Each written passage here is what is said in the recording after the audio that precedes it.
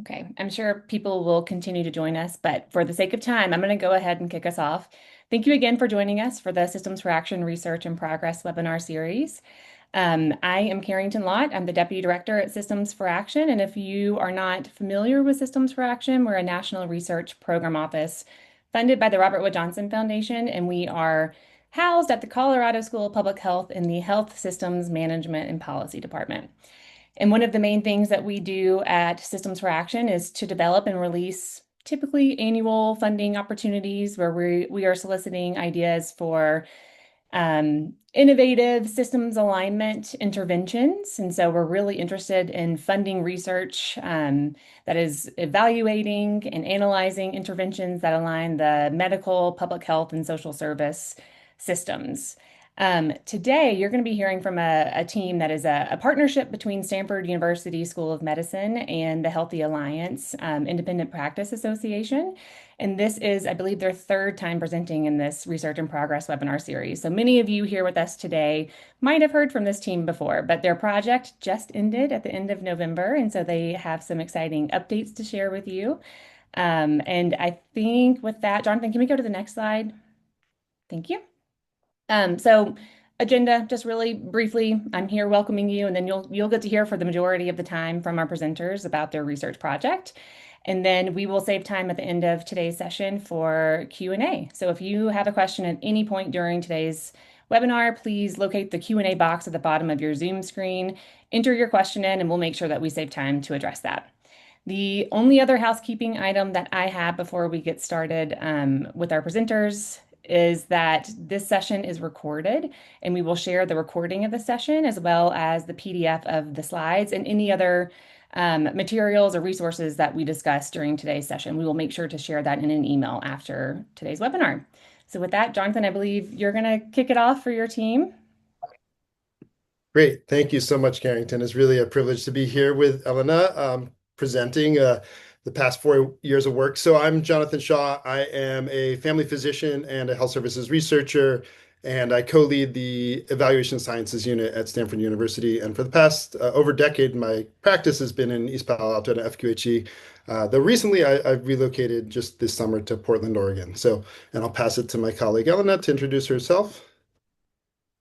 Hi, everyone. Thanks for coming today.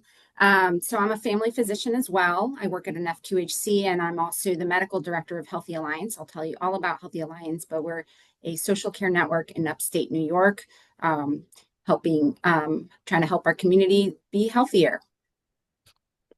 The work we're presenting was funded by the S4A Wrong Pocket portfolio of grants and started this journey 4 years ago, over 4 years ago. We have no conflicts of interest, either of us. There's going to be a little bit for everyone. It's been 4 years, so there's a lot we're trying to go over. Elena will start with the context and history of Healthy Alliance and their novel model. Then we'll talk about the quantitative study aims and the relevance of the S4A grant as we initially embarked on it, and then share the 4-year odyssey, the challenges and successes of navigating data access, and a little bit of a preliminary analysis because we're in the thick of wrapping that up. And then Elena will talk a little bit about the growth and evolution of the Healthy Alliance program over the past 4 years. It's been a really interesting path with lots of lessons learned. And wrap up, we'll talk about sort of the next phase of a collaboration between some of my colleagues in ESU and Healthy Alliance, building on the strong relationship that pivots away from the quantitative to a little more qualitative evaluation.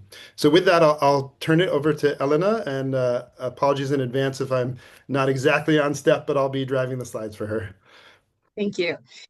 So I think most folks on this webinar today buy into this idea that a lot of health comes from outside of the clinic. And so this is exactly, next slide, please, what a bunch of healthcare providers, so health systems, FQHC, sitting side by side with CBOs in 2017-18 in upstate New York, in the capital region, you see in the yellow area, 6 counties. They were trying to think about how best help the community members be healthier. And they started thinking about, well, how can we closely integrate health and social care? What do we need to do? And one of the things that came out of it was, we need to have a way to get people who are seeing getting healthcare services connect to social care services, people getting behavioral health services connect, people with social care services connect back to healthcare. And so it started the work of what we now call a social care network, a community care hub. You've all heard, probably a lot of you have heard these terms now, but at the time it was kind of new. And the goal was really to start screening individuals in the community and trying to get them referred to the services they needed. And no matter where they were, whether they were in the community or in the healthcare system, that they would get the services they need. So next slide, please. So we did develop this integrated network of services. There are certain things that we did to try to get this up and running. And as I mentioned, this is now, folks have done it. It's called Social Care Network. We described the different facets of the social care network in a paper that we published with the support of with the research team. And really, again, the technological infrastructure allowed with the closed loop referral platform allowed the referrals, but it was much more than that, than technology. It's really user support. How do you implement the screening? How do you get the referrals navigated?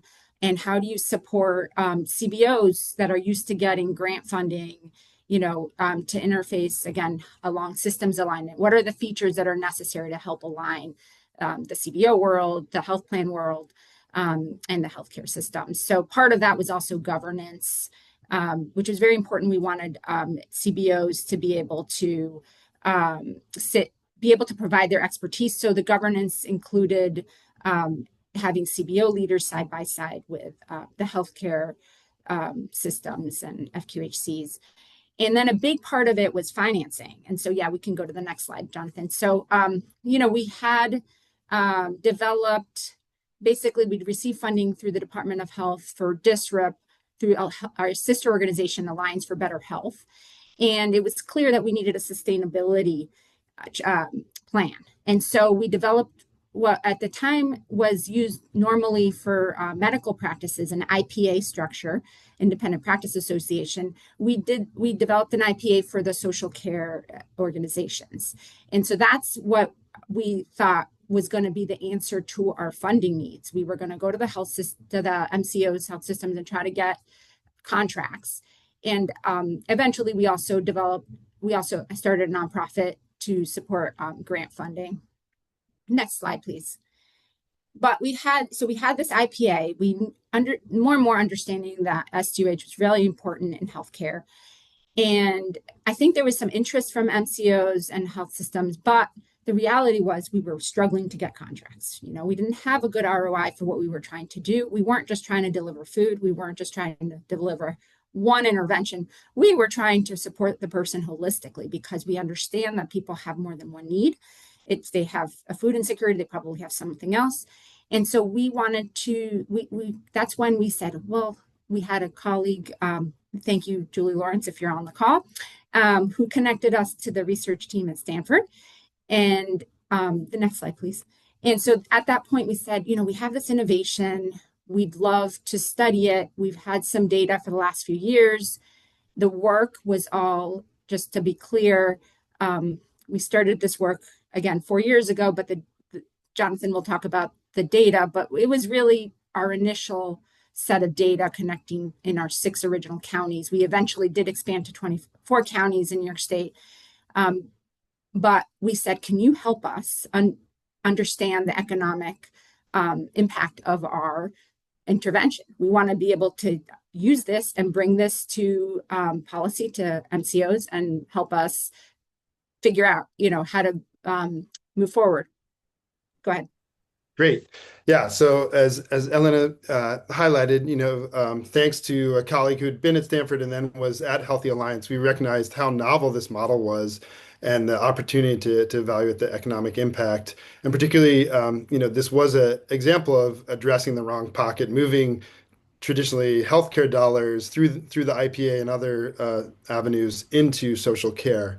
And so our original study aim was to look at Medicaid patients in those 6 core counties where Healthy Alliance launched, and look at those clients and compare them to the clients and Medicaid patients in the counties that didn't have Healthy Alliance at that stage, to specifically evaluate impact on total costs of healthcare, but also to dive a little deeper, hoping to look at the type of medical care received, see if there were shifts in perhaps reducing ER visits or inpatient stays or even length of stays as you addressed Medicaid patients and clients of Healthy Alliance's social needs. And then, there really was an eye towards health equity. We were proposing diving deep into the social service care to understand if this really was addressing health equity through making a difference in the patterns of both social care and healthcare use in historically marginalized communities. So to do this work, we leveraged the fact that New York has all claims data from from all hospital systems, and we're pursuing over a decade of data across New York. So this is claims that show both the cost and the use of hospital-based services. And then we were linking that to Healthy Alliance's member and service files. So Healthy Alliances uses the platform of Unite Us, which really is, it is a technology many of you may be familiar with, but that's just the tool that they're using. But through the Unite Us platform, they have all the demographics of the Healthy Alliance enrollees, as well as the social determinants of health screening that occurs when everyone enters and enrolls in Healthy Alliance. And also importantly, the different referral dates, the types of services that clients or patients are referred to. So whether it's housing services or food needs, transportation. And so this is quite novel, linking this sort of data, and I'll get into it. This is no small lift. We ran into, and I think we shared, if you've been on any of our prior research and progress or think tank, we spent a lot of time talking about this, the linkage. So Healthy Alliance is working with social care organizations, CBOs. CBOs don't, collect the typical data, unique identifiers like Social Security or a medical insurance ID or medical ID that you would normally use for linking data. So we spent a lot of time thinking about how we were going to connect the two data to get the health information for our Healthy Alliances clients. And we made a plan for probabilistic matching using name and date of birth. And then our plan was for a difference method. So comparing Healthy Alliance clients' trajectories before and after they enrolled in Healthy Alliance and seeing how that compared to background changes in non-Healthy Alliance similar patients in upstate New York. So the past 4 years has been a data odyssey, to put it lightly. I would say linking healthcare and social care data is not for the faint of heart. Anyone who's done data linkage knows that the first step can be the hardest, getting the permissions. This was definitely new territory, and you're dealing with Sparks New York State plus Healthy Alliance plus Stanford, and so there's multiple data use agreements. So that took the first couple of years because we were proposing something new. Everyone was, getting along great, but it just, dealing with the lawyers proposing safety, data protection. And then the data linkage finally happened in the past year. And as I mentioned, it's complicated by the fact that we don't have social security number. And so we did this probabilistic linkage. But Sparks, this was new territory for Sparks and their vendor. They rely on a data vendor to actually do the linkage.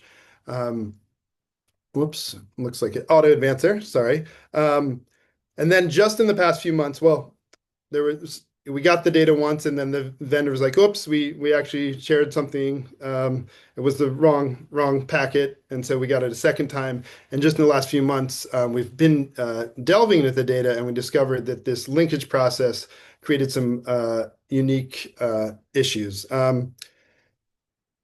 More broadly, I think in prior research and progress in the think tank, we spent a lot of time talking about the CBOs and some challenges with data there that, for health equity, we want to collect race and ethnicity data, but it was very spotty. And should every community-based organization be recollecting that data? But this was an area that Elena and Healthy Alliance were able to intervene with and work with their partners, the CBOs in the community, and educate them on why it's so important to have reliable race and ethnicity data, and actually did improve the rates of reporting.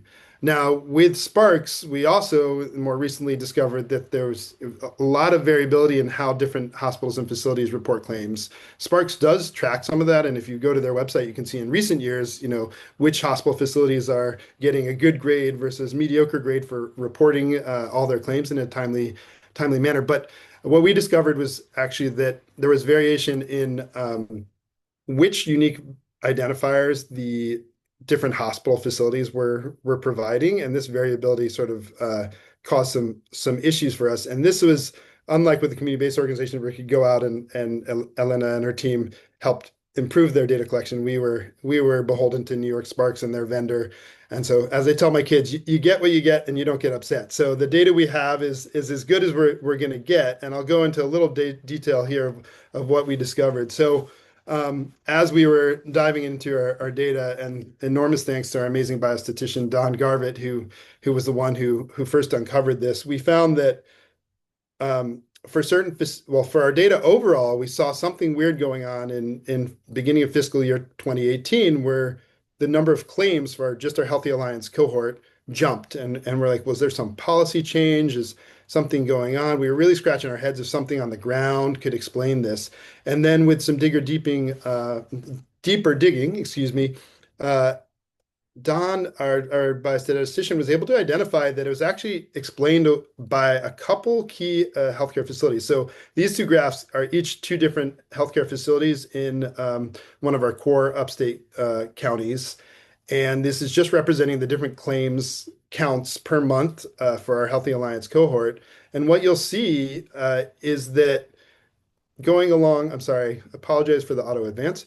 Going along in the first several years, it looks like we're getting almost no data from this one facility for our cohort. And then all of a sudden, we see we're getting claims. And so these are different types of claims, inpatient ER, but this middle section is what we expected. And then oddly, it disappears again. And then in the second facility here, we see similar, except that it doesn't disappear. And so what this came down to is that every healthcare facility in New York has the option of reporting the four-digit Social Security number. They all report name and date of birth for every claim, every patient that they see, but it's optional whether they include the Social Security number. And some facilities like this one switch their policy back and forth, which really created issues for linkage.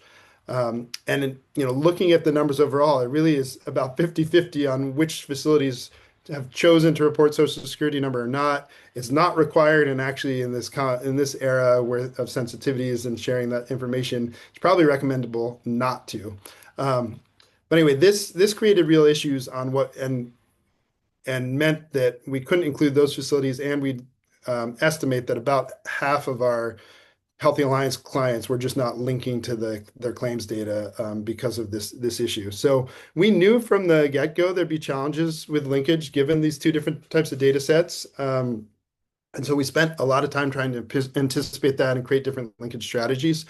And in the Q&A, I'd love to hear if anyone else is, in other states has a better experience. I mean, I want to acknowledge that Sparks is a tremendous resource, and the fact that New York is collecting all this data is really commendable and that it is available.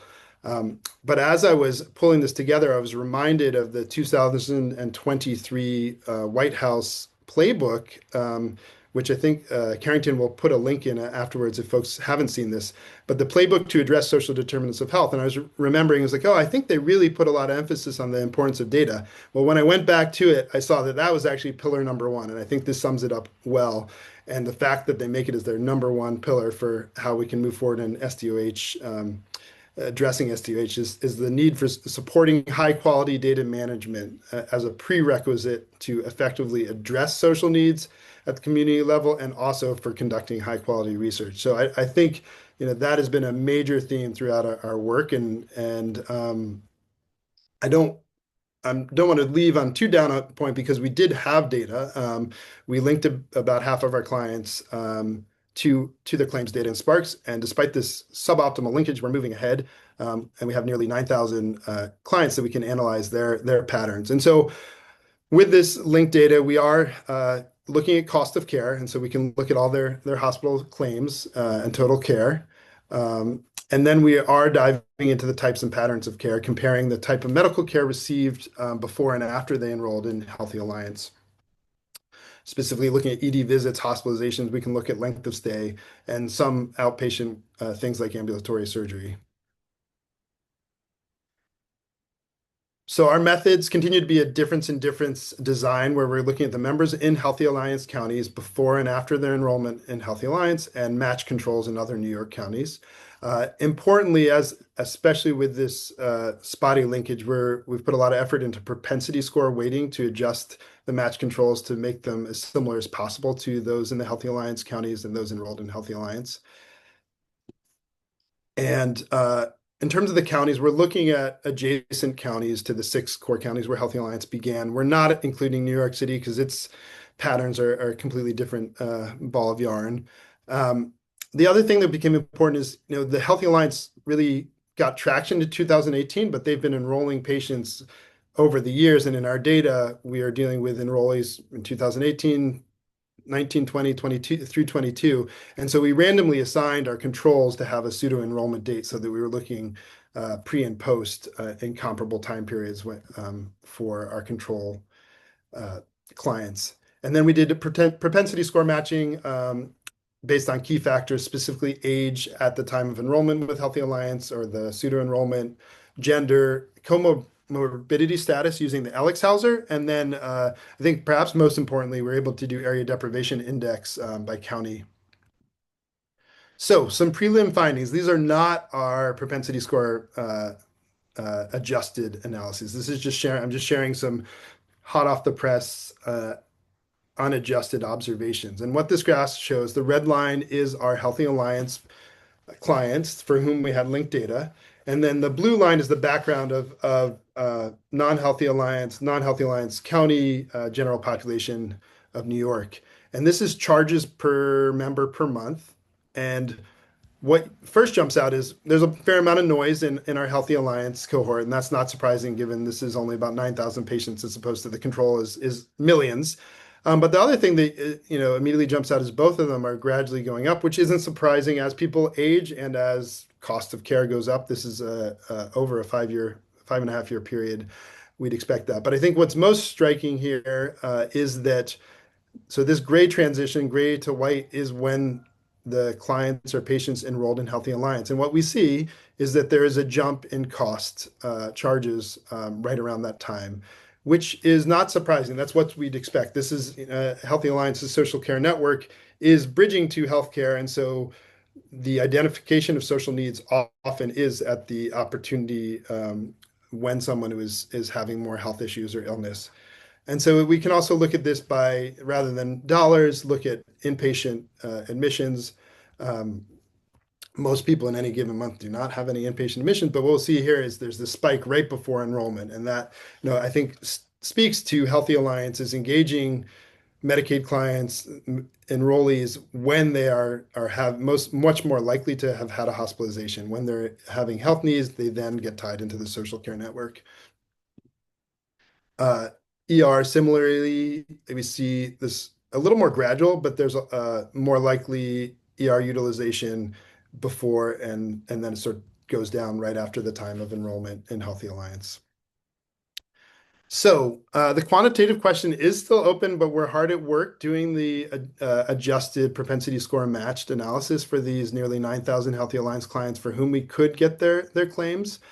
And, it's an important question. We may not be powered to really see a difference. It looks like, it doesn't look like it's going to cost more, which, sometimes super user targeted programs have actually driven up costs because as you engage folks, you may get them tied into more care. But stay tuned. We should hoping by the end of the year to have that analysis done. And then we've transitioned to continue to collaborate and recognized, actually from the beginning, we wanted to do mixed methods, but we found other funding to really work with our Stanford team and Elena and Healthy Alliance to delve into some of the important qualitative questions, because I think it's more important than just the dollars and cents, even if it's cost neutral, really understanding what Healthy Alliance and its relationships with this community-based organization means for health equity and folks on the ground. So with that, I will hand it back to Elena to talk a little bit, before we get to the qualitative, she'll talk a little bit about how things have evolved with Healthy Alliance over the past several years. Right, thank you. So a lot has happened over the last few years in both the federal and state space in terms of advancing policy. As you've seen, there've been a lot of opportunities for SDOH and health equity. One of the bigger opportunities for us came with the 115 waiver. So as many of you know, the 115 waiver gives states the opportunity to do innovative programs to improve the health of their Medicaid population. New York State worked with CMS and got approved for a waiver in 2024. And this was great for us. We applied to be a social care lead entity. The part of the 115 waiver was a social care network program, which basically developed a social care network across the regions in New York State to be able to provide services to people anywhere in the state. As a lead entity, a lot of the things that we were doing became, part of the responsibilities, but then there were others, right? More formalized network, contracted network of organizations. We became Medicaid billing provider. We also had the responsibility of thinking about financial and operational sustainability, and also thinking about how we could best support our organizations, and a very generous support of CBOs through capacity building dollars. Next slide, please. And so for this program, every Medicaid beneficiary can be screened for health-related social needs and referred to state, local, and federal level services, very similar to the work we've been doing for this study and pre-waiver. In addition, Medicaid beneficiaries who have managed Medicaid and meet certain population and clinical criteria may qualify for what we call enhanced services, which are paid care management, housing, some nutrition supports, and transportation. Next slide, please. So this is what the enhanced population is. It's quite a high-risk population, and there have been really tremendous benefits to the 115 waiver. We're very excited to being able to provide more services to this population, do more robust screening. But there have been also challenges because next slide, please. We've also had to, re-contract with our network of providers through a very credentialing, training, onboarding to the technological platform that has had to have program upgrades, and also so there've been lots of work with our CBOs, and they continue to be very collaborative and work with us through governance, through work groups, and one of the bigger parts of it is capacity building. So as we talked about earlier, we found that it required a lot of support for CBOs to be able to provide services in a way that was different than what they were used to. So for example, they're not all Medicaid billing entities, so they need the technology support, they need the data management support, and so they need the workforce support. So we are very lucky because this waiver provides us the ability to give organizations who want to participate funding for hiring new folks to do the work, and more robust support, whatever it is that they need to be able to participate in the network. Go ahead, Jonathan. So again, I mentioned there have been a few challenges. Again, we're in a situation where it's a little bit unpredictable and chaotic. And so some CBOs have been a little more stressed about participating, even if there's funding. There's also a very short time frame for the implementation. And so next slide. And so this part of the work that we're doing with the ESU team led by Dr. Safinelli and Dr. Ash and Jonathan as well as participating, is working, really trying to look at quality improvement. How can we support our organizations, our CBOs? Because there are challenges and we want to be able to understand what's working, what's not working. How can we bring this back to our organization in the moment to make changes? And what can we learn, right? So the dollars, the business case is important. I started with that, right? We really needed that to be able to go and say this is a worthwhile endeavor. But just as important or more important is what's the impact of this intervention on the people who are receiving it, right? The beneficiaries. Is this working? What types of CBOs are most successful? What about the CBOs? What about the staff? Is this a good experience for CBOs? What could be better? So these are a lot of the questions that we're asking, and we're very lucky to be embarking on this journey. So the methods are interviews, and we're going to be interviewing CBO leaders and staff, and then also beneficiaries.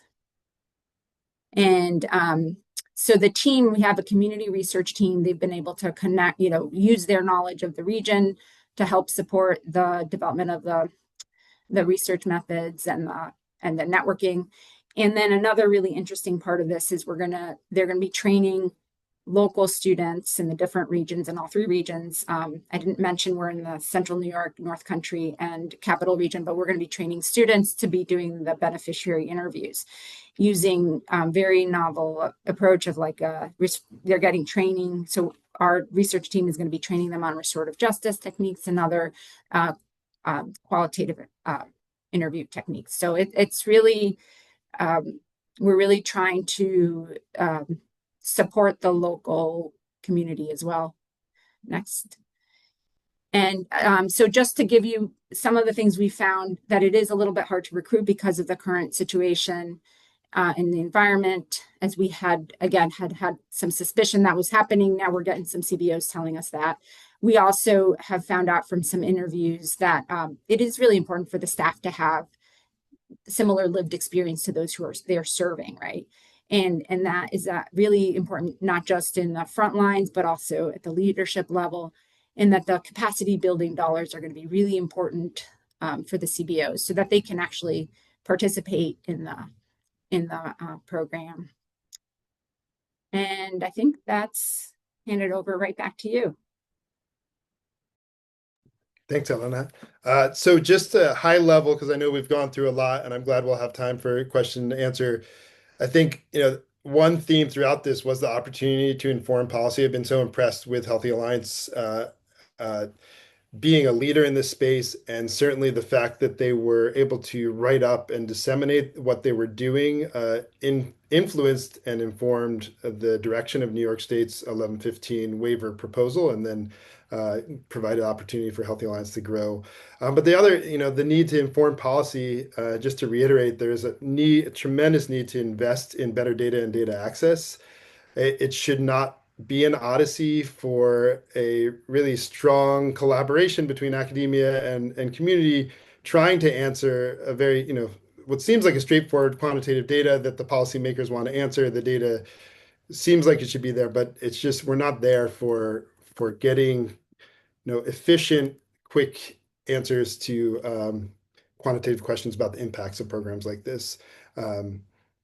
And lastly, I think that reiterates the importance of qualitative and working with the community to have people out there really listening to the clients, the beneficiaries, not just looking at the dollars and cents. So that's sort of a high level wrap up, but we look forward to some time to address questions, because I know we've shared a lot. So Carrington, I'll pass it back over to you. Awesome. Thank you so much for providing those updates. I do see that there are a couple of questions that have already come in, but if you have questions that you have not entered into the Q&A box yet, please feel free to do so, because we have plenty of time for questions and answers. I'm going to start off with a relatively quick question from Caroline Fichtenberg, who also says these results are going to be so useful. I think this is going to be the first analysis of the impacts of this kind of coordination, so very excited to see the results. And then she also asked, how did you get the qualitative portion funded? Yeah, it's Caroline. Thanks. I forgot to mention. So we, because this is like a quality improvement project, we're using some of the waiver funding to support the activities, and we also have a little bit of other funding to interview and some of the non-participating organizations. Perfect. Thank you, Elena.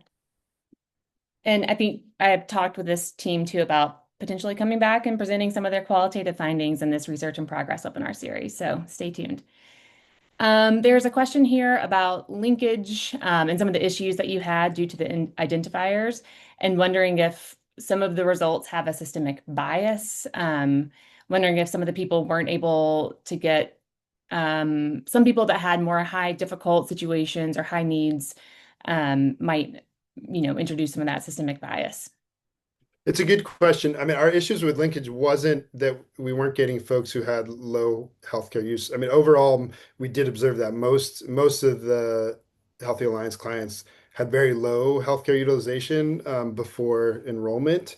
But that wasn't uh, we had no trouble linking folks. Once if they had any subsequent usage, we would capture them. It was more the linkage was more about this almost random decision by a health facility as to whether or not what unique identifier they passed along and whether they changed their policy. So it is a concern, and we're paying attention to it. But it's we're able to catch folks. Who had no utilization. And we're really actually, that's where the propensity score matching is coming into play. We're capturing people who are similarly from low resource area deprivation indices. And yeah, it is, and it's a good point too. It comes into play, and we spent some time thinking about this with the comorbidity index. So we kind of have a dummy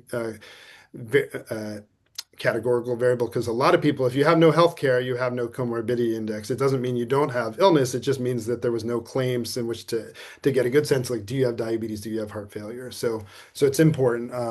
But I think that the linkage issue has less to do with that, whether or not they were using care. Great. Thank you, Jonathan. Next question coming in from Nancy is, how many organizations are in your network and using Unite Us? Do they each use Unite Us for all of their clients, or is it only a small percentage of the organizations that use Unite Us? Thanks, Nancy. Yeah, so right now, we've been recontracting our network. And so I can't give you an accurate, but it's hundreds of organizations that's been in flux because, again, we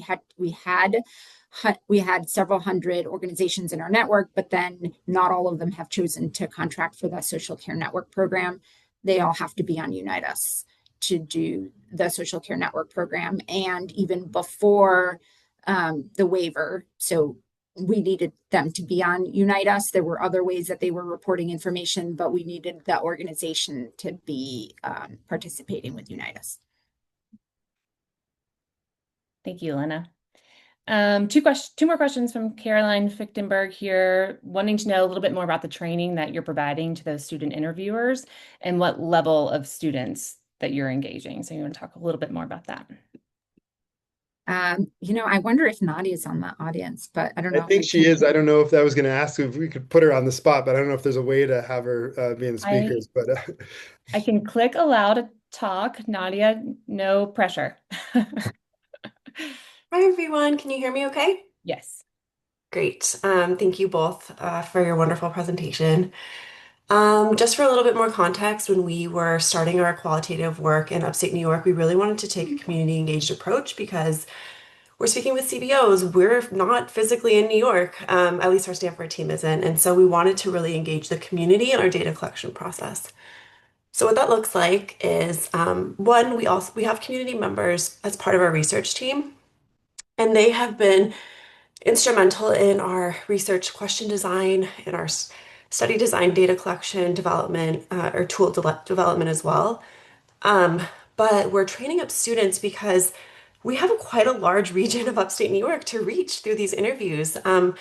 If you're familiar with upstate New York, 24 counties is quite a large area. So we are training up graduate level students in in public health departments and medical school.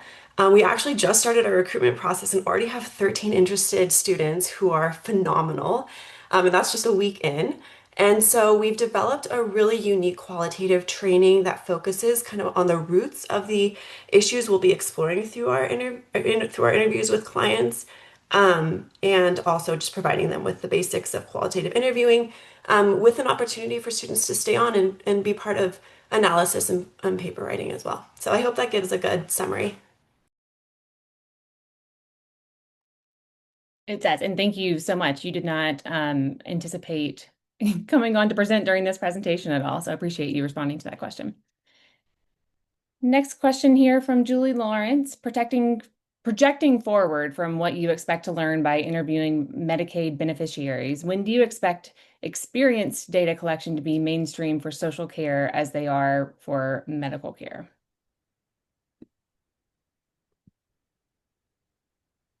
Ellen, I'll let you answer, but Julie, it's so great to have you here, and none of this would have evolved without Julie. So, Elena, do you want to? Thanks, Julie. Yes, also appreciate you being here. I think we should all, every sector that serves community members or serves clients should be getting experience data collection. I mean, I think that's the direction that uh, the world is going, right? Customer experience. And I think that should be for medical care as well as social care. But I can't predict how quickly that's going to happen. I think we're attempting to do that right now to provide our own quality improvement. And one thing from my own experience, anecdotal experience, like some patients, clients, just our system is so confusing. So I'm just interested in their experience of, do they differentiate social care and healthcare? Do they are they aware of these networks of how they got tied in, or are they really just aware of the person in front of them? Which I think part of this, that's why the CBOs having folks with lived experience may be really important, because I think people's memory is like the person they saw and the steps that were taken, and they're not aware of all this, puppetry in the background of money moving here and there. So I think we may have some interesting insights into that. The other part is that, the interviews are part of it, but we're also, all of the waiver participants, all the social care networks have to do surveys and, so sampling. So there's more to it than just the interviews. Great. And I'll also call out that Caroline Fichtenberg, who is another Systems for Action grantee in California, based at the University of California, San Francisco, mentions that their Siren team has been developing a social care patient experience measure that they'll be talking about in a webinar in early 2026. So Caroline, if you want to send that webinar over to us, we can include that in the follow-up email for folks that are interested.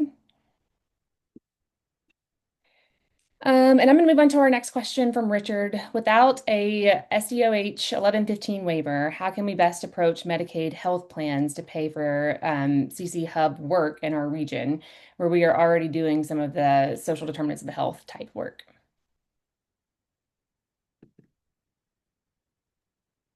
Well, I think there's more and more data out there, so that it could be useful. Certainly there's been published data from North Carolina. There's been programs, food as medicine programs. I think using some of the existing data is very helpful if you approach Medicaid plans, any kind of MCOs. And I think continuing to have these conversations are very important, and having them not just having them not just once, but continually developing the relationship with MCOs. Great, thank you. Next question from Molly. Have you seen any workflows to connect patients to CBOs or services that have been most successful, or their qualities of workflows that have worked well?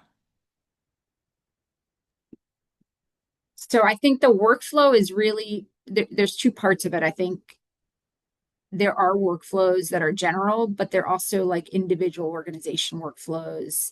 For when you're trying to do the work. Some of our organizations have challenges. All of our organizations have challenges with the Unite Us, because the platform wasn't ready to do the waiver work, for example. And so each organization, one of the organizations that's doing really great work in our region actually developed their own workflows to help connect patients to the services. But a lot of we found that that's why there has to be individual organization user support. It's not just bringing in a technology, because you actually need to think about what's the organization doing? How do the clients come in? Is it a healthcare organization? Is it a CBO? Who's serving the client, and how does the referral process and the screening, what role does it play? So that's the hand holding the human infrastructure.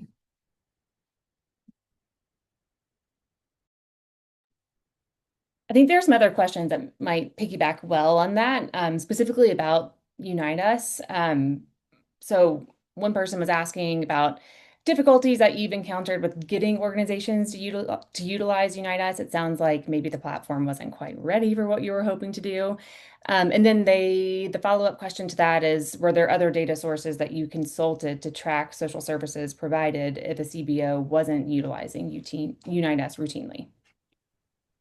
So we've gone through an evolution, right? So initially, we have tried to adopt Unite Us exclusively all the way from the beginning to track social care service referrals. But we understand that there's organizations that we're all doing referrals outside of Unite Us.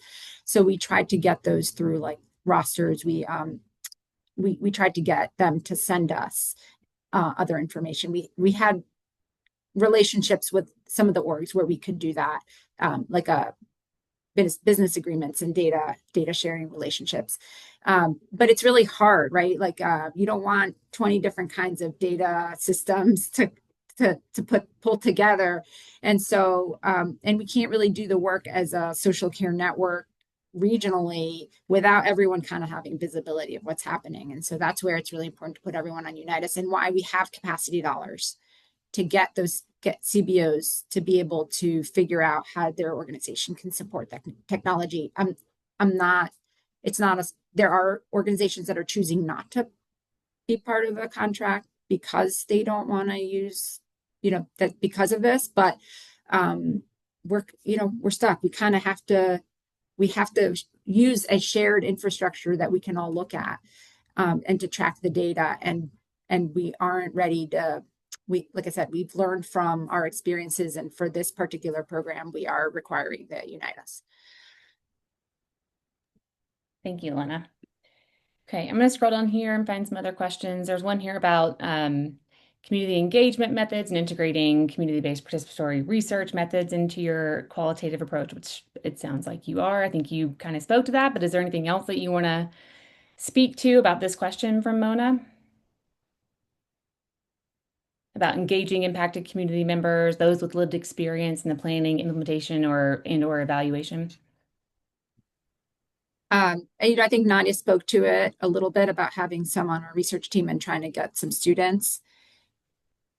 There's work to do. We can, that's where we are right now. And I think that we'll continue to try to leverage CBPR methods moving forward, because that's what has to happen. Great. Okay. I'm still scrolling through some of the questions here to see which one we want to ask. You mentioned hundreds of CBOs have been engaged. What types of organizations have been engaged, and what types of organizations have been more reticent? So we've engaged all types, right? So before the waiver, our focus was really getting all sorts of organizations, including schools and government and, everyone, social care, behavioral health, healthcare providers. Our focus has been more on social care providers more recently. The enhanced services, food, housing, transportation are really important, but we're screening people. The AHC tool screens people for interpersonal violence, education, employment. So we really want to have a network of all types of services. And yes, I'm not talking about contracting. I'm talking about making sure we're contracting with all the different types of services. So, because we want to be able to provide the the enhanced services, we want to be able to refer people to the organizations that they need if they don't qualify for enhanced services. Oh, Elena, I think you went on mute. I'm sure you're saying some great stuff, though. Sorry. No. So I don't know. It's not that there's a certain service type of orgs that are not signing on. It's more, what about the org? Are they a smaller org? Are they struggling with funding? Are they struggling with their workforce already? And so we are trying to meet those orgs that are struggling and meeting with them one-on-one, try to understand really what are your barriers? What do you need so that you can participate? Because some of the smaller grassroots organizations with people who are representative of the community they're serving as staff and leaders, we want everyone to be playing in the field, right? That's where the real impact happens. So what an interesting time to be doing this work too, because I imagine that could always be a barrier with CBOs engaging in this and kind of signing on to be a part of the network. And I imagine it's exacerbated by what's happening now, because I think most of the CBOs we've spoken with are talking about, impact of loss of funding and having to do the same or more with less money. And it's just an interesting time. So I'm sure you are hearing a lot of issues from these CBOs that you're trying to help navigate and kind of work through with them.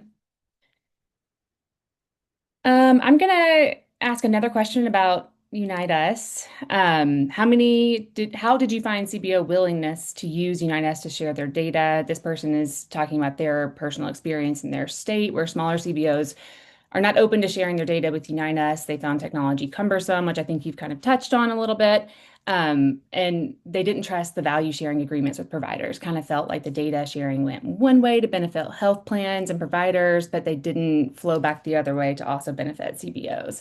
So how do you speak to your CBOs about this? And I think this is kind of speaking directly to that wrong pocket problem, which is the funding opportunity that you responded to that we released as Systems for Action. And just wondering your thoughts on that as you've gone through these couple of years in your project. And so I think trust and relationship building are key, right? And so that takes time. And if you don't, so if you have time and you're able to work collaboratively and you have CBOs on governance that can speak to other CBOs and CBOs, really actively participating and advocating for this work, it's easier. And I think when you get to the one-on-one conversations with CBOs around Unite Us, I mean, sometimes CBOs don't want to participate. And that's, for example, Jonathan mentioned the demographic data collection. We had really spotty demographic data collection. We still do. And honestly, organizations are taking care of really vulnerable individuals. And so they want to be protective of their members, and the beneficiaries might be hesitant. And we're like in a changing environment too around that. So, I think we have to be sensitive to that and try to, so we did struggle a little bit. We did struggle with the data collection of the demographics. So we are trying to gather more information from the interviews, for example, to really understand more of a health equity impact. But I think I don't know if I answered the question, but there is a challenge in getting the data sharing. But I think most of our organizations feel comfortable sharing the data through Unite Us. It's more the cumbersome piece. Great, thank you. Okay, moving on to a question here about referrers, which is a difficult word to say. But in this model, who is the main referrer, and who is determined who the patient, and how is it determined who the patient needs to be referred to? How do you ensure these referrals are appropriate and feasible for the clients? Yeah. So that's flux, because really we want everyone referred. I think from the beginning, initially we were introducing this both at the CBO level, but also at the healthcare level. So we had, even acute care doing screening. So one of the first things we did was in getting all the health systems like in FQHCs doing SDOH screening, and then getting CBOs doing screening, because they might be providing food, but they might not be asking about the other needs. And so we are really open to any of these folks doing the screening. And then the nice thing is they can refer directly, or what we did initially was we created a referral coordination center to help in the referral process, to help support knowing which organization to refer the person to. Because if you have a housing need, you might be a hospital system and have no idea where to send the person, because we don't know what their insurance is, what program they qualify for. So, so the referrer could be anyone in the community, and it's really through a standard screening that we get the needs identified. Great, thank you.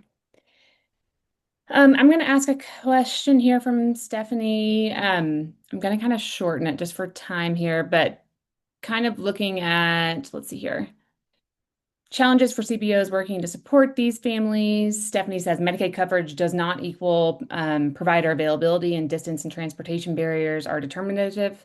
Mental health access is even worse. So Medicaid beneficiaries are often insured in name only. So for CBOs, she says, we are simply not equipped to address challenges at this level. Do you have any advice? Yeah, I think just like physicians are not equipped to fix housing and food problems, right? So a CBO is not equipped to deal with the fact that the person can't access a primary care doctor or can't get in to see an OB in your situation that you're talking about. So those are maybe beyond the individual need, right? So a lot of the work we're doing is around addressing individual needs and trying to use the resources that exist and trying to fund and increase resources, individual resources. But some of it also has to be at the community level, maybe at the policy level, because it's hard to solve a problem like what you're describing with a simple referral. Thank you, Elena. I do see that we have some questions that we probably will not have time to address during today's session, but I'll make sure to give these to Elena and Jonathan and see if they can respond. And we can share this in our follow-up email that we send. But I'm going to ask the last question here before closing us out today on just like thinking through the implementation side of this initiative and how you might be documenting that and sharing with other organizations or networks that might be trying to do something similar. Is that something that your team is thinking through right now at this stage? So we have the paper that we talked about, the implementation pre-waiver. We haven't really talked about this describing what we're doing now. I think we're in it. But I think it would make sense for us to certainly, do that, especially in conjunction with the information that we're gathering from the interviews and, all the experiences doing the capacity building. It's something we'll definitely plan on doing. We're just not doing it yet. Right. I think that's perfectly fine. No pressure there on my end, but I think a lot of the questions there that were coming in during today's session could lend themselves well to some type of implementation guide or some kind of resource on how you're supporting some of those community-based organizations and in this network. So I know we only have 1 minute left, and so I don't think we have time for another question. I'm going to go ahead and close us out today so we can get back to work, but I appreciate both of you coming and presenting today. Like I mentioned earlier, we're happy to have you back at some point next year when you have some qualitative findings that you can kind of tie into this Systems for Action research project that you've completed. And thank you to everyone else for attending and listening. And we will send a follow-up with all of these resources and the PDF of the slides and the recording as well very soon. So thank you all. I hope you have a great rest of your day. Thank you.